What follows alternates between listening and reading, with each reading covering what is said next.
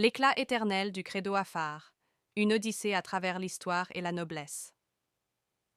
Dans mon précédent article, j'ai souligné l'impérieuse nécessité de reconnaître une réalité fascinante et souvent ignorée. Au fil des âges, des souverains illustres, tels que la reine Isabelle, ont humblement baissé la tête devant le roi d'Éthiopie, Haïlé Sélassié. Mais ce dernier, dans un geste d'une noblesse rare, s'inclinait également devant le roi Amoïta Ali Mira. Ce geste emblématique n'était pas seulement une marque de respect, mais une véritable célébration de la grandeur royale du roi des Afars, dont la noblesse et la dignité transcendent les limites des récits historiques.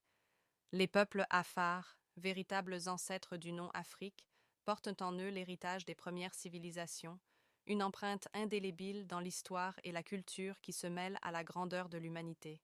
Ainsi, le roi Afar s'impose, sans conteste, comme le plus noble de tous les rois ayant foulé la terre des royaumes.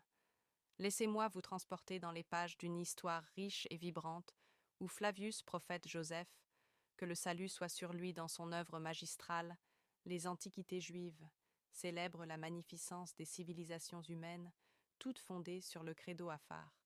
Une déclaration audacieuse, certes, mais qui trouve écho dans les écrits de cet érudit. Il convient de noter que presque tout ce que le prophète Joseph avance peut être corroboré, à l'exception d'une légère inexactitude. Les Afars ne sont pas les descendants du prophète d'Abraham, que le salut soit sur lui, et Kétura. Pourtant, ils tissent un lien captivant entre le continent africain et le nom Afar, Afri, ancré dans notre conquête de l'Afrique du Nord, de l'Arabie Félix et des rivages de la mer Rouge. Les Maures berbères, en effet, se sont appropriés les surnoms Afrakouche, Afrakesh, Afer et Aver lors de leur occupation de l'Espagne, qui dura près de 8 siècles, mais les Afars ne se contentent pas de ce lien supposé avec le prophète Abraham et Kétura. Les textes de l'Ancien Testament révèlent des connexions encore plus profondes. Ainsi, Abraham rencontre Éphron, un Cananéen, qui s'avère être un Afar. Oui, les Cananéens, pionniers de la Torah, étaient des Afars. Joseph, ce personnage biblique emblématique, illustre de manière éclatante le lien de parenté et la prééminence du credo Afar en transmettant le droit d'aînesse à Éphraïm, fils d'Afar. Il est crucial de souligner que le prophète Joseph, que le salut soit sur lui avant de devenir le régent d'Égypte, fut vendu comme esclave. Mais attention, il ne s'agit pas de l'Égypte kamite des pharaons d'Afrique du Nord, célèbre pour ses pyramides majestueuses et sa grandeur. Non, nous parlons ici de l'Égypte éphémère, sous le règne d'un pharaon homérite, Ophir, dont la métropole était nommée Afar.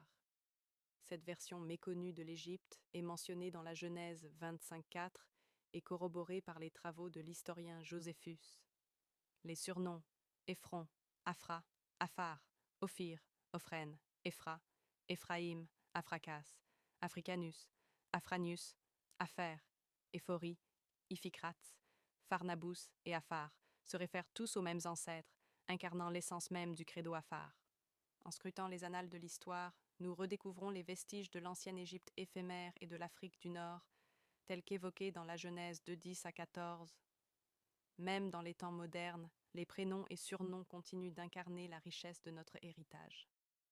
Julius et Sextus Africanus, figures éminentes de l'Église chrétienne, arboraient fièrement leur ascendance Afar. Et que dire du général Hannibal Barca, ce conquérant phénicien, connu sous le nom de Hannibalus Africanus, témoignant ainsi de sa fierté envers ses origines Afar. Mes affirmations, soutenues par des preuves solides, demeurent incontestées à ce jour. Puissent ces récits, je ne suis qu'un simple citoyen djiboutien du fin fond du lac Abbé, Oumed Abdallah Abbas, souhaite vous révéler l'histoire de grandeur du peuple Afar, dont la majesté refait surface au fil du temps sur la scène mondiale.